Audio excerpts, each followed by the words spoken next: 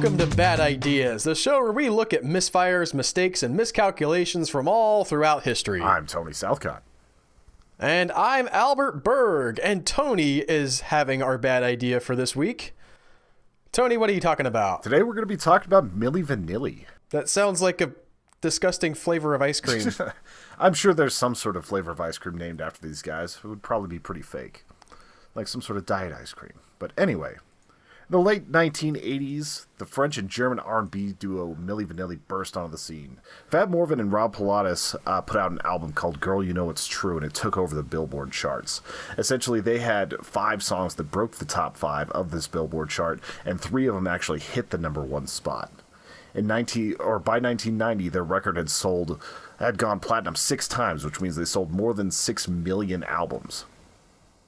You know, I have heard of Milli Vanilli. I was making a little joke at the top of the show. However, I just kind of assumed that it was a female-fronted band of some kind because of the name Milli Vanilli. I can see that. I am shocked that this is 2 dudes. Not that has anything to do with, like, the quality that they put out. I've just been laboring under this misconception my entire life, and it's very weird to have it ripped away from me, Well, Tony. you might want to Google it because it's 2 black guys with braided hair. One Frenchman, one German man. That makes almost more sense.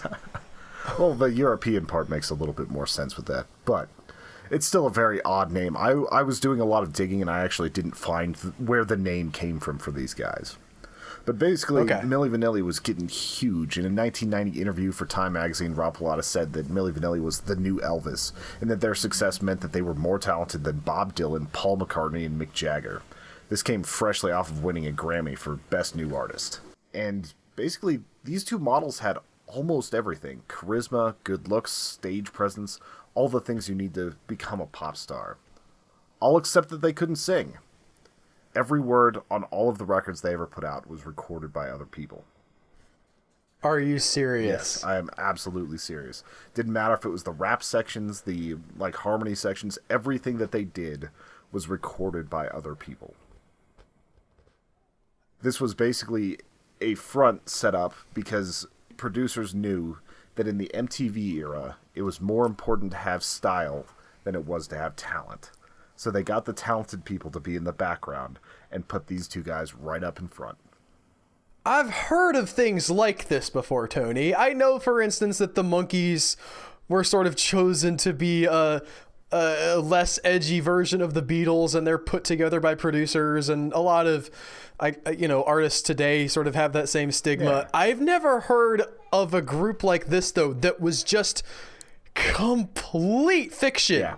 Well, it's like you look at the Spice Girls or something like that, and each of them were chosen and kind of forced, or not really forced, they were chosen to be in a 5-person band, but they actually could sing, they knew how to do the dancing, they knew how to do all that stuff. Like, they were put together, but it was still a band where they were doing the singing. At least some of the time. Yeah. I'm sure that some of their, well, I'm not 100% certain on that. I would guess that some of their live shows had some lip syncing. Simon Cowell from American Idol talked about how he didn't really think it would be a problem for people to go to a show to see lip syncing because they're there for the lights, for the people, for the sound. And if it's just a little bit better quality, then they might as well be lip syncing. I definitely disagree with this because I think that's like the real reason why you should be going is because the band is incredibly talented and could put on a live show. It's like the first band I ever saw was Weird Al, and he put on a hell of a show. Like, every band that I've gone to, it's been very calculated because I knew I was going to be going to a show where they were actually very good. But that's a far... I have heard of Milli Vanilli. I have heard of this controversy, Tony. I just thought it was because they were lip-syncing on stage. No. And I always thought, okay, maybe you're going to blow your voice out. You're touring, 5 nights a week or whatever, screaming your lungs out. Maybe you need to have a little bit of help every once in a while. But you're telling me that these guys never sang. Never sang. And I'll get more into whenever they tried to prove that they could sing later. But I'm looking forward to that. There's actually something that happens in hip-hop where they've got a hype man to finish like the last couple words of each bar so that the rapper can actually take a breath so it's not quite as fast as what they do on records, things like that. So there are a lot of ways around like the whole like not being quite able to perform as well as you can in studio. but this was just entirely fabricated. Did people know? Like, people had to suspect, right? Yeah. Well, there were a lot of rumors that something was amiss with these two. They both had really thick accents, especially in the early 90s whenever they first came on the scene. In interviews, they would go on there, and Rob's voice was a lot deeper than it sounded whenever he was singing, and he also had a very thick accent that he would sometimes trip over. Sometimes you really can hide an accent whenever you're singing. Like, there's a lot of British singers that just sound like it's flat out like an American singing. There's no hint of any sort of accent. So a lot of people just attributed to that. Or they thought that they might have been vocally coached enough that whenever they were doing the repetitive thing, the repetitive song over and over again, that they had been able to actually nail those words, but kind of being impromptu in an interview, they weren't able to speak as well. I can see that. Especially if you're a fan of this music. You're like, hey... you can come up with justifications. Yeah. And I think the thing that caused the most of people wondering what was going on with it was the rap sections. Like, a lot of their songs had these little rap breakdowns, and it straight up sounded like a West Coast rapper. Like, there was no hint at all of any sort of accent. And they even kind of took on a different persona while they were singing those parts of that. It would turn out later that Gary Shaw was the one doing the rap portions of this. But on July 21st, 1989, now infamous concert at Lake Compounce, I think that's how you say that, Compounce theme park in Connecticut, started their downward spiral. It was live on MTV, and while they were singing their biggest hit, Girl You Know It's True, the track got stuck on a short loop, repeating over and over again. It was basically, girl you know it, just over and over and over again. And for a little bit, the guys tried to just kind of roll with it. They were dancing around, and, like, if you've ever been to a live show, you know, sometimes they get a little improv with stuff like that. They might have a longer solo, or they might repeat a chorus a little bit extra. But after about the 15th loop, they sort of panicked and just ran from the stage. At the time, 80,000 people looked around, kind of shocked and confused, not really knowing what was happening. But right after that, the band returned to the stage, and the rest of the concert went off without a hitch. According to MTV VJ Downtown Julie Brown, also millennials, a VJ is somebody, it's not what you think it is. It's not short for various sexual things. It's a video jockey from MTV when MTV actually played music. They were the ones that selected the videos. Like, think of... And a DJ is a guy that plays records on the radio. Yeah, like back whenever they actually Weirdly had to do enough, things. you guys still know that term. But VJ has fallen out of favor.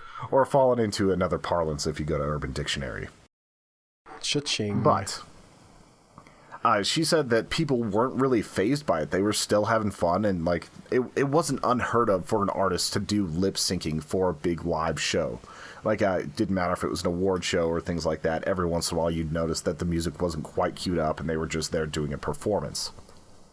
At this point, the rumors started to spread a lot more, and singer Charles Shaw publicly revealed that he was one of the 3 real musicians on the record that Fab and Rob were complete imposters. The group's founder and producer quickly paid Shaw $150,000 to retract his statement, but the damage was already done. And even his retraction was sort of a play on words, because Gary Shaw was the one who did the rap parts. In his retraction, he basically told the press, I did not sing on this album. He did not say that he did not rap on the album, only that he did not sing on the album. Which was technically true. Yes. If you don't think rapping is singing. Is rap singing? Is rap music, Tony? I think it's music, but you could definitely argue that the way most people rap isn't exactly singing. It's more spoken word poetry with a hard beat behind it. So I understand where he's coming from with that. Like, and for $150,000, I might twist my words a little bit too. But after some investigation, the group's founder, Frank Farian, admitted that the group had been lip-syncing tracks done by Charles Shaw, Brad Howell, John Davis, Jody Rocco, and Linda Rocco. And basically, the cat was out of the bag. 20 million total records were sold under false pretenses. The actual singers were buried deep in obscurity because Frank Farian knew that presentation was more important than actual talent. I am fascinated by this, and I have to know, was the music any good? By 90s standards, it was pretty good. Like, if you go back and listen to some of their bigger songs, it's not my style of music, but you can understand why people enjoyed it. It was very poppy, very romantic, very very R&B for the time, like before like Boyz II Men and some of these other bands kind of took over for them. I could definitely see why people were into it. Like, it was very well produced too. Everything was very crisp, and it was a different sound. It was just very good for the time. Early 90s stuff and late 80s stuff is not my jam for the most part, unless it's grunge, though. I know that there are European groups as well that maybe they are doing the singing, but it's not like a band that you would see typically where you have the sort of basic members and maybe you switch somebody out, but you still have the core group. Yeah. They will just use a name and tour with the name and the popularity of the name and just get whatever good singers they can to sing their hit songs. I'm forgetting the name of the group. They did, Cotton Eye Joe was the big hit that these guys had. I couldn't tell you who originally sang Cotton Eye Joe. Well, I think it's like a folk, well, I don't know for sure, but I think it's a folk song. It's always been a favorite at sporting events and stuff because people get so into that song. It's just silly and it's a good time. But I think I've heard of more what you're talking about. Usually it's more a front person just hires like a band to go with them. Like Michael Jackson had a band, but I don't think it was always the same members. Like it wasn't like Tom Petty and the Heartbreakers where the Heartbreakers were always with him and it was the same people. Right. Rednecks is the band, by the way. A Swedish musical group called Rednecks. And according to some things that I've seen, they switch out members basically like you would switch out a light bulb. It's like, who gets to be the ultimate one deciding that, I wonder? I don't know, but it raises an interesting question about music production. We like to think of things, movies, music, all this stuff as being sort of the product of a single person. We get behind directors or possibly an actor that we're really excited about, the musical artist. But these days, nothing's the product of one person. Yeah, definitely Art not. is sort of a huge production, and things like this, I would imagine. I'm almost surprised it's not more common. Yeah. Well, it took 20 people to write "Baby, Baby, Baby" for Justin Bieber, and it took one person to write "Bohemian Rhapsody." So it's one of those things where times have changed. True that. But after all of this was brought to light, Milli Vanilli's Grammy Awards were withdrawn. The duo had a live press conference in which they talked about what happened, and they were willingly handing their Grammys back. In the interview, they talked about what it was like to basically sign a deal with the devil, because these were two 18-year-old guys that loved music. They met up in Germany. They didn't actually, like, one spoke French, one spoke German, but they both spoke English, so they kind of just made it work.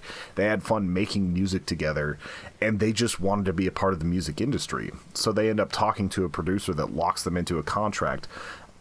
Basically doesn't tell them that the first album that they're going to be doing has already been produced and that they're just going to be the ones lip syncing to it. And he promises them that eventually they'll be able to sing for their own albums, but they already have this produced and they think that they would be perfect for it. So it's something where these two singers weren't in, like, they were complicit in that they acted on it, but it wasn't entirely their fault that it went so far. Like, they thought that this first album was just going to be nice, easy, just get them known a little bit, and then they'd be able to bring their own flavor, their own writing, their own everything to it. And instead, they were just locked into these draconian contracts that made it so that they had to keep going. And I'm sure by that point, having the money and having everything else made it a little bit easier to do. But there was just so much going on behind the scenes here that led them to being pressured into it. That sounds pretty tragic. Yeah, it really does, and like it gets more tragic as we move on. I'm reading ahead here, and I see that. I do want to jump in here and just in the defense of this idea say, it seems like if you were upfront with something like this ahead of time and just said, listen, it's just a performance, maybe you would get away with it a little easier instead of trying to fool people. Yeah. People don't like to be fooled. And that definitely shows later whenever they try to kind of come back from all this. In an effort to prove that they could sing, the duo released video recordings of them singing their biggest hits in studio, and these recordings really lacked the silky smooth quality that people had grown used to from hearing Milli Vanilli, and the public just was not having it, especially because Fab was a little bit better than Rob at actually reproducing the sound, and he actually still to this day will go and do concerts where he sings the old Milli Vanilli hits, and with the voice coaching, with repetition and everything, he's actually gotten pretty decent at it. But whenever you get to the like "Girl, You Know It's True" part, and you just hear Pilatus sing it, it's brutally bad. And I was cringing pretty hard just watching these videos that they put out, and more cringy than that, during this press conference, they stood up and started singing, and it was just as bad as you would think it would be in a press conference with no background music and them just getting grilled by the press and trying to prove themselves.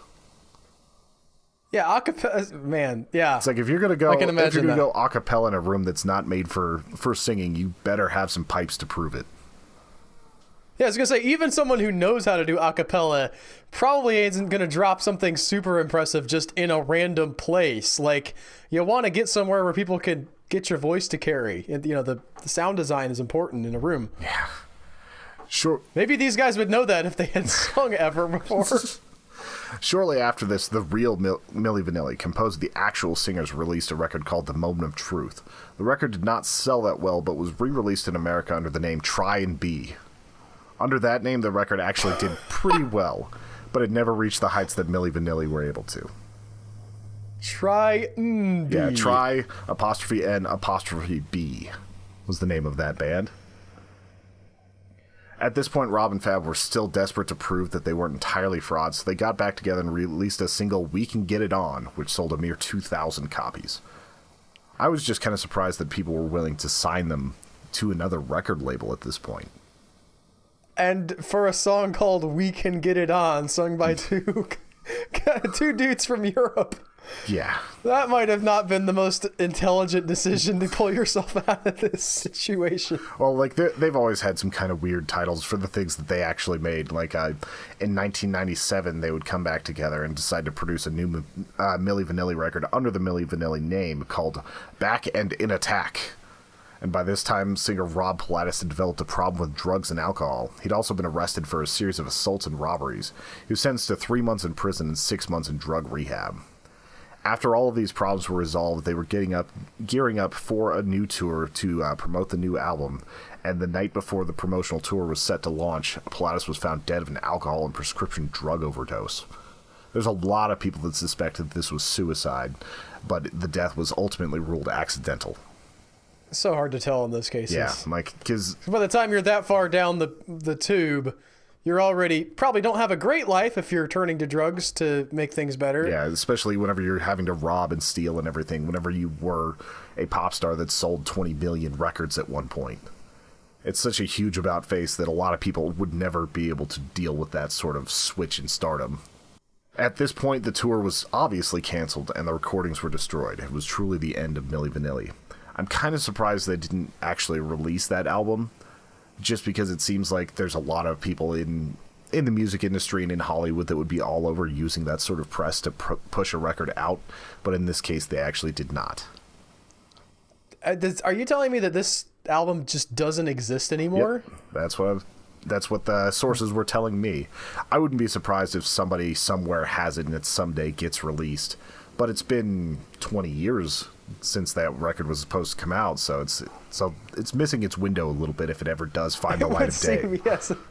But in several interviews, Fab Morvan talked about the pressure, the fear, the depression that was associated with being known as a fraud, about how for years it just ate away at them while they were still touring, while they were so big. And there were a lot of times where they were able to really convince people that this was them singing. They would bring women on stage and like basically sing directly at them 2 inches away, and like people looked like they were fully enamored and fully into the moment of what was happening. Like, they were very, very good showmen. They were good dancers. They looked the part. Everything about them was great, but they just couldn't break away from being the fraud in this. Like, they were never able to recover. And it really is a tragic story because it seemed like they were nice enough guys. And thankfully, Fab has done a little bit better for himself than his counterpart. Like, he is still working in the music industry. He's making EDM, like electronic dance music, for anyone who doesn't know. And he does a lot of samples where he's singing on it, but it's mostly about the beats and mostly putting itself out there. And he produces some music and just lives a very quiet life in Amsterdam. He'll occasionally do concerts where he performs the Milli Vanilli stuff. And whenever I was watching these interviews, he seems like he's genuinely in a much better spot. Like, he's been able to mourn like the loss of his stardom, of his friends, of all these things that he went through, and he actually weathered it pretty well. Well, good for him. We usually like to recap the bad idea here, and it's pretty obvious what that is. It's just don't don't let yourself fall into fraud. Like, if you're going to be doing a performance, if you're going to be doing something like that, just let people know up front. Maybe you might not have sold 20 million records, but you really could have done pretty well with the music that was produced. Or you could have just taken the slightly less attractive people, because it's not like the people that made the Milli Vanilli records were actually bad looking. They just wanted a very, very specific style of these two black models. And I think that if they would have just started out with the actual people who made the record, they would have done pretty well. So it's just, you got to be authentic, and you really aren't going to be able to keep up a ruse forever. Like, this barely lasted, I think, 3 years before everything was sort of done for Milli Vanilli. It was like 1988 to 1991, really. It was their days in the sun. Girl, you know it. Anyway, thank you all for listening to another episode of Bad Ideas. If you have bad ideas that you want us to take a look at, send them to badideasshow@gmail.com. If it's something that we think we can get an episode out of, we will definitely attribute it to you. Otherwise, if you enjoyed this, be sure to check out our YouTube, youtube.com/Human Echoes, for a lot of cool gaming content, or our Patreon if you really want to support us. $2, $5, $10, or $20 a month. And basically, all these different tiers get you cool stuff, from buttons to the bonus podcast to all sorts of other stuff. So be sure to check that out. Take it easy, guys. Bye, everybody.